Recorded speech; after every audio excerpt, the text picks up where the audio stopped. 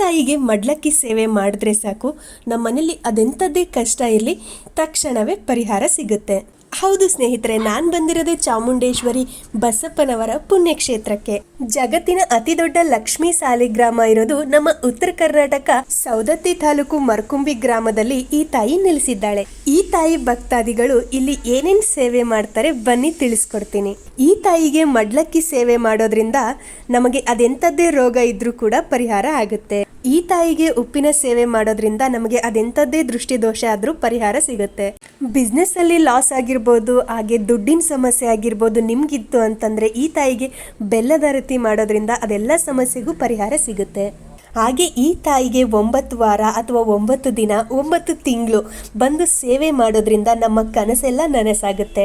ಇಲ್ಲಿರೋ ಜನನ ನೋಡಿದ್ರೆ ಗೊತ್ತಾಗುತ್ತೆ ಈ ತಾಯಿ ಎಷ್ಟೊಂದು ಪವರ್ಫುಲ್ ಇದ್ದಾಳೆ ಅಂತ. ಹಾಗಿದ್ರೆ ಇನ್ನೇನಕ್ಕೆ ತಡ ಮಾಡ್ತಾ ಇದ್ದೀರಾ? ಇವಾಗಲೇ ಈ ದೇವಸ್ಥಾನಕ್ಕೆ ವಿಸಿಟ್ ಮಾಡಿ ನಿಮ್ಮ ಕಷ್ಟಕ್ಕೆ ಪರಿಹಾರ ಕಂಡುಕೊಳ್ಳಿ.